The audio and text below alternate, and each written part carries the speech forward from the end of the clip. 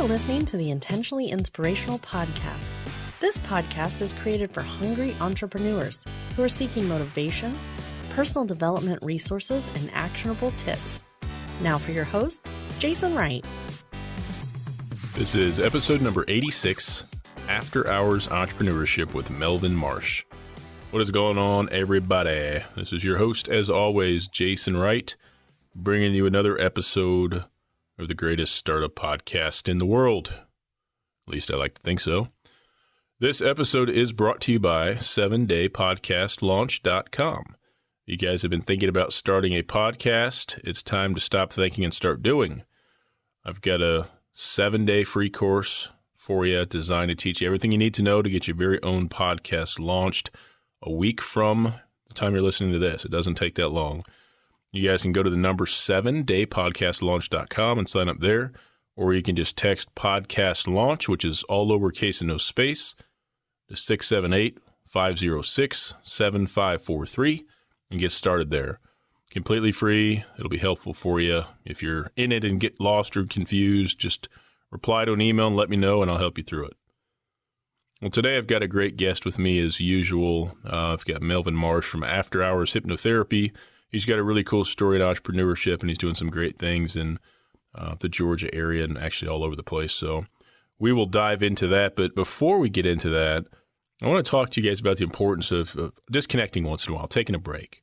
You know, I love entrepreneurship as much as anybody. And next month marks 2 years of this journey that I've been on. And I just can't wrap my mind around how much time has gone by so fast.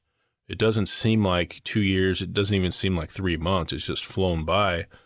So yesterday I had the unique opportunity of going out to a friend's family farm, about 80 acres in central Indiana, and just really unplug and have a fantastic evening with a fish fry and letting the kids play and just catching up on things. And it's just really important, especially for entrepreneurs, because we tend to push harder than most people and tend to, work weekends and nights and long hours to make our dreams come true. And it's just really important to not let yourself get burned out and to throw a break in there once in a while. It's just therapeutic. And even a day or even a part of a day can really give you the reset that you need to keep going when you go back to it. So if you haven't done that in a while, I encourage you strongly, find something to do, take a break, disconnect, and kind of get your bearings reset.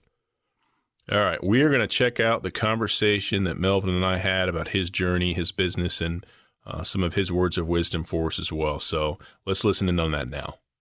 Well, what's happening, everybody? I've got another great guest with me this week. I've got Melvin Marsh from the After Hours Hypnotherapy, and he is a master hypnotist, a certified hypnotherapist, and an entrepreneur. He's made numerous podcast and radio appearances as well. Melvin, welcome to the show. Thank you for having me. No problem at all. I would love it if we could get started with you sharing your story into what you're doing with us. Okay. Well, usually that means how did I get into hypnotherapy is usually what that means. Yeah. And what happened was that I had a really bad anxiety problem just a few years ago. And I went to a therapist, and this was when I was in medical school. And they said, you've tried everything. You haven't tried hypnotherapy yet. I really didn't like this idea. I thought it was kind of weird and kind of creepy, and because I didn't know anything about it.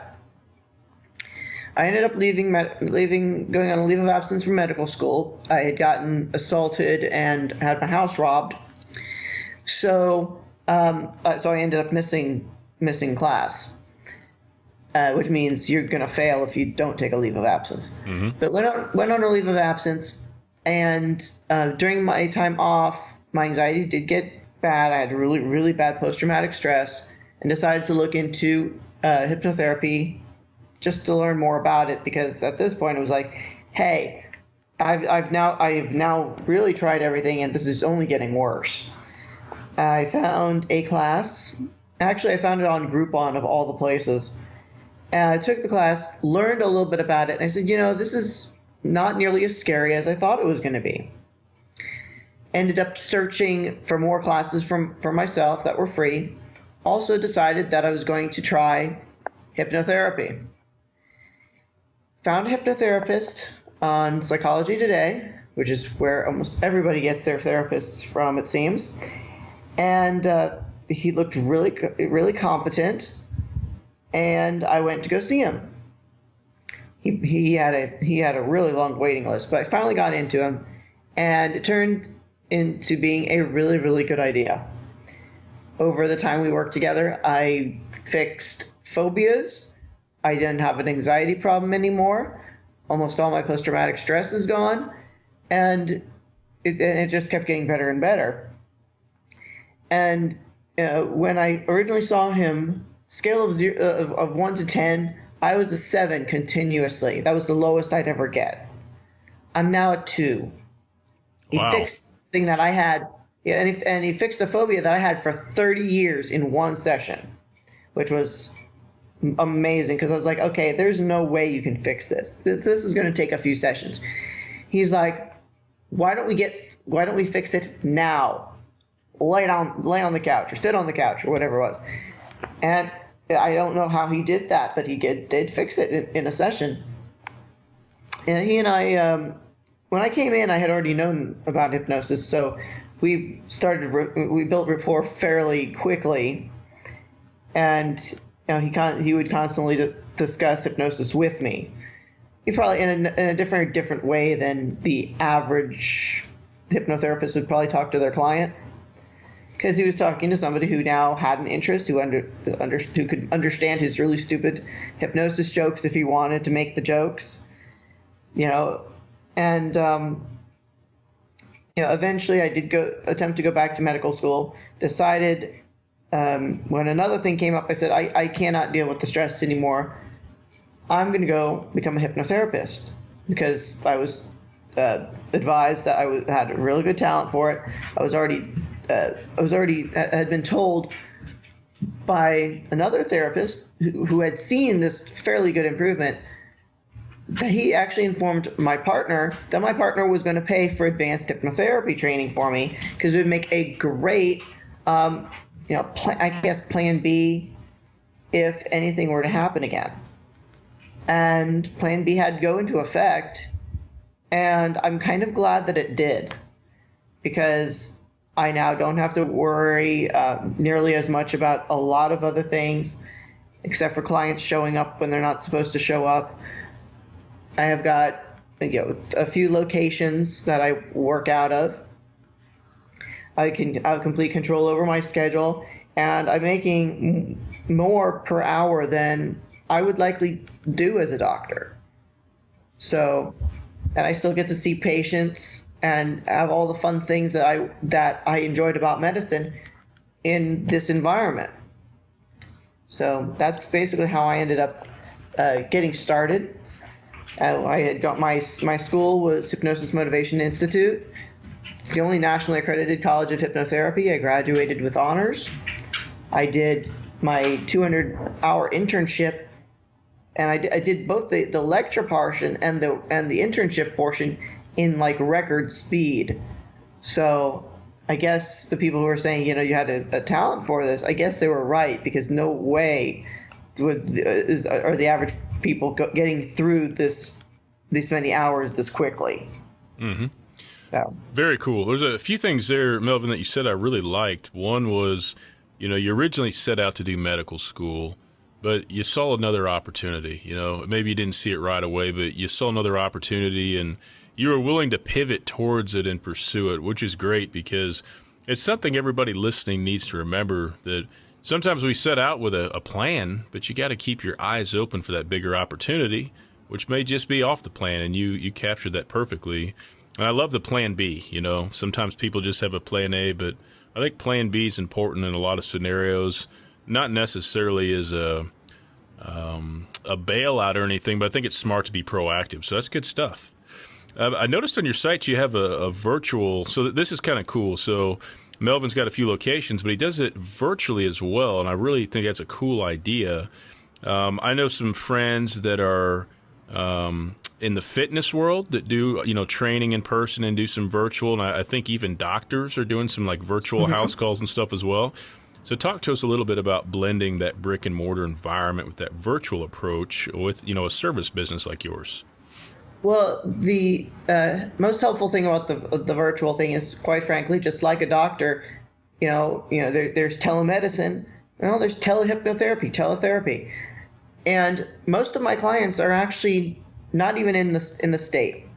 I am based out of Augusta, Georgia, and when it comes down to it, most of my clients are as far away from Augusta as you could possibly be. One of my regular people that I work with is in California. I have had people from Canada. Now, the great thing about hypnotherapy is a lot of people think that it doesn't, that maybe it won't work. If you can hear me, I can work with it. I can do this via phone. I can do it via Skype, and I can do it via Zoom. I actually like doing Zoom for some of the more important and the more delicate work, because first of all, Skype is Skype, and second of all, Zoom is HIPAA compliant. So if there's somebody who is suffering from very, very intense problems that need to have get a medical or psych referral for, and it's not just a simple I can just go in and do a progressive relaxation and they relax, it might be better for them to be assured that that it's HIPAA compliant, just like any other healthcare provider. Now, I don't mind doing Skype for a lot of things.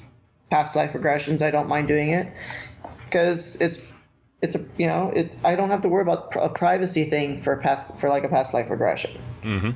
Mm-hmm. So the people listening, the audience, we call them Inspire Nation. They're kind of that 0 to 3 year entrepreneur. So with that in mind, how can they make a change? Perhaps it's starting a side hustle or a side business when they deal with, intense anxiety and fear. I think that's, especially that fear piece, I think that holds a lot of people back. What do you have to say about that? I would say learn how to relax, because no matter what, all of this is going to be scary. It is. This is not my first rodeo. This is about my fourth rodeo, let's just say. And, I've been doing entrepreneurship since my first thing was I was vice president of a company that my husband and I founded. It was a consulting company. I was 20 years old. I'm about to turn 36, so I'm very used to doing this. This hypnotherapy is just the most recent. But I would certainly stress that people need to definitely keep an eye out for anything that might be helpful. Don't ignore any resources that you might find. Use them. Don't ignore them. You never know what you're going to find. One of the biggest things that has helped my current business, which I kind of wish that this was around, or I had thought about it maybe, when I was doing the first business, or maybe the second business, or even, let's face it, the third business. But I got a lot of the work done, a lot of the marketing work and everything that I needed using barter. I'm on a website that would be simbi.com, which if anybody's on Facebook, the advertisements are everywhere. And I used that. I kept exchanging handwriting analyses and hypnotherapy to get so much of my stuff done. My TV ads, my radio ads, even actually putting them out on the air, website design. I have been, very, very lucky that I was always able to find somebody who could do whatever I needed to do, and I didn't have to pay. So I didn't even have a lot of the startup costs for this business that I did for some of the other ones. All I had to do is say, okay, take a seat on your recliner. Let's fire up Skype, and I'll do a session for you. I've gotten a lot of work done that way. So don't be ever afraid to use unusual resources you might not think of. Mm-hmm. Things that you might think of are just being fun, playful, great. how do you know you can't use it for business too? That barter idea, man, that's a great idea. That's not something I've heard in a while, but it's easy to overlook. People are focused on flashier things, but what a great idea. You scratch my back and I'll scratch yours, and there's always somebody who's going to be in need of the service you offer and vice versa. That's a great idea, especially for people who are starting in that real lean startup mode. There's not much, there's not many funds to go around. So I like that. Yeah. Do you want to know how much it's cost for me to start to deal with this business so far? With the exception of, first of all, of course, my hosting fees. Of course, I didn't, there's that. I spend less than $50 a month on advertising. And I had to purchase my special use permit for, which is for my Augusta location. I didn't have to buy a business license. Every other thing that I've done, every other piece of graphic design I've done, all of the flyers I've done, almost every other thing that you could use, that you could need for marketing and such, all done through barter. That, I originally, when I grabbed the website, I threw up something because in the early 90s, I learned how to code. I think everyone learned how to code in the early 90s. But it looked like GeoCities 1994 because, well, I was learning how to tripod in 1996. So it was like that, but it was fast. I threw it up, and the actual website that you see now, the framework, the design, and most of the stuff was done in exchange for handwriting analysis. So, I now can maintain it, obviously, but having everything changed to no longer looking like GeoCities. No offense to anybody who's still using GeoCities, if it's even still around, but it helped. I got a lot of professionals that were starting to work on my YouTube channel to give me advice on that. It's been a very helpful, very useful thing. And if I'm only spending $100 on my special use permit and don't have to get a normal business license, and I'm only spending $50 a month on advertising, which quite honestly is $25 for my scheduling software because I have the premium one, and $30 on Psychology Today for my therapist listing. Everything else, the radio, television, all that other fun stuff, I'm not having to pay. So it's a really great and intelligent thing that I figured. But resources are great. Don't be scared of thinking outside the box, just a little bit. And actually, on that barter website, I even have a service that basically says, here, this is how much it'll cost, and I will teach you to do exactly what I just did. It's called using Symbi to help your business or something like that. Because I kept a note of what's going on, what I did, what I'm gonna be doing, any notes I might have, and it's working really well. That's been a huge factor. No, that's great advice. That's something I've talked to a lot of guests. That's something I haven't heard yet, but I think that's really, really smart. What is the name of that website? Symbi, SIMBI. Okay. .com. Very nice. If you're on Facebook and you're anything like me, the ads just keep stalking you. They've got you targeted very, very well, my friend. Yeah, the thing actually appeared multiple times on me when I was really early in my stages of getting my certification hours. And I finally said, I give up. Maybe I'll get 1 or 2 hours off this. Within 6 weeks, I had finished all 200 of my hours. 80 of them were through that site. Mm-hmm. Hey, forgive my ignorance with this, but what is handwriting analysis? I've heard you mention it a few times, and I'm kind of drawing a blank on what that is. Handwriting analysis. Have you ever seen any of those? Maybe a detective show where people look at handwriting and to try to figure out who did it. Yeah. Or try to match stuff. That's a similar thing. That's basically the fictionalized account of what we're doing. basically you give me a writing sample about 3/4 to 1 page in cursive, and I start to analyze it and tell you about you. Tell you about your, possible, subconscious desires, potentially, your personality, whether you're introverted or not. I mean, although realistically you should know.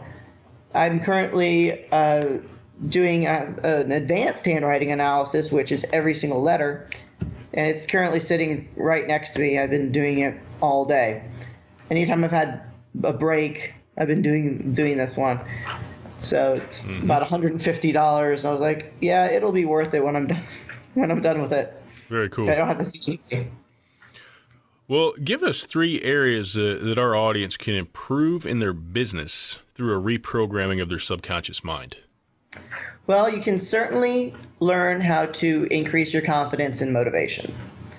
That can be a real kicker. Mm-hmm. If you're not confident, your business may be suffering. Hypnotherapy can help with that. A lot of people have a fear of just going out and talking to people, which sometimes is a confidence-related thing, sometimes not. And that's something else that I work with. I actually am breaking into the public speaking market. And relax once in a while. Being overly stressed isn't going to help anybody. If you're more relaxed, more people are willing to talk to you. And it'll make your life much easier. Try not to go, try to keep a work-life balance. Only do the 100-hour weeks if you have to, but you usually don't have to. I'm having to do so because my husband is currently really sick. So I have to basically move faster than I was going to and go from 70 hours to 100 hours. But that's also including, driving to my different locations. Mm-hmm. All right.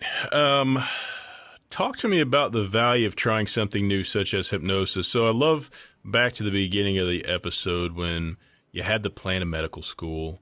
It wasn't working out for one reason or another, and you took the chance. You went after that new opportunity. I think a lot of people listening, maybe they're in that corporate role, maybe they're doing something they don't love, but there's something else that interests them great, but they're just scared to take a chance. So tell us about that a little bit. Well, I would recommend, don't necessarily jump feet first into anything unless you have to. It's a great idea to just start small. Say you love photography. I actually have a client who used to love photography and is trying to move into digital. And he's actually looking for a new job. So I'm actually trying to convince him to, first of all, we're going to relearn digital, because he's a little scared of it. And I'm trying to convince him as to learn more classes. And then he can go out and start doing small jobs.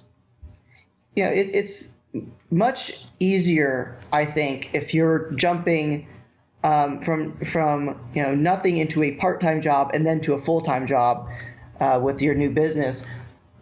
Than saying, I'm not coming into work today. I quit, and then all of a sudden go full-time into a business that you might not have even laid the groundwork for. That's not necessarily the smartest thing either. But that's where a lot of people get scared. Now, being a creative, that's a great idea. There's no reason that you shouldn't take even a small chance. Do it when there's not that much risk is always a better option, because then if things are going to fail or not. Mm-hmm. But you should not ever be scared to take risk. There was some movie, and I can't remember what it is, and I'm going to butcher this quote because I've only been given this quote and not ever seen this movie, but something about you should do something. You should take what is it? You should if you do something crazy and in 20 seconds something great will come of it or something, and it's some ridiculous quote that basically says, encourages people to take a chance. Mm-hmm. And, you never know what's going to come up if you spend this 20 seconds. For me, it was that 20 seconds of my partially of my therapist informing my husband that he was going to pay for my hypnotherapy advanced training. And then it was 30 seconds. It was the 20 seconds after that, and I was like, that's really an even better idea than I thought. Then it was the 20 seconds a few times later of when I literally said to people, I said, at MCG, screw you, I'm going to go become a hypnotherapist. I can't take the abuse anymore. And, luckily I had a lot of stuff that was already ready. I'd already had some basic training, and I was already enrolled in advanced training. But it was that 20 seconds of screw you, and I think something good is coming of it. Mm-hmm. Well, I really liked what you said. You made the comparison about just quitting and jumping in full time. I've done that and failed, and that's expensive. I think the side hustle is the way to go. That's what my experience has shown me as well. And I think you're right. You limit your risk. You limit your investment. You kind of figure out if something's going to work or a good fit. So I think that's some of the best advice. I used to preach the other way. I used to say, nope, you got to go all in. But one of the best quotes I've heard, and I remember it every time I play poker, is don't bet more than you're willing to lose. And I think that's really smart for business as well, because if you lose and you got nothing left, you're sunk. It's over. So very, very good stuff, man. Well, what's next for you? What do you have planned between now, early July and the end of the year? Early July and the end of the year. Let's see here. Well, I already know that I have to run to a few conferences, some very nice conferences that are coming up. I have to pay for my plane ticket, which will probably be done tonight. So if anybody is in Las Vegas in August, end of August, come. I'll be in at Hypnothoughts. I'm working on my coaching business that just became a certified life coach. I will not be adding any more locations to my practice. I can tell you that because I already have too many. And I am going to be working on my motivational speaking side gig, and just add that onto the practice. And I'm hoping that'll be something helpful, because a lot of people don't know that much about hypnosis. So there's always that thing. There's also the fact that NLP is always a popular topic amongst salespeople.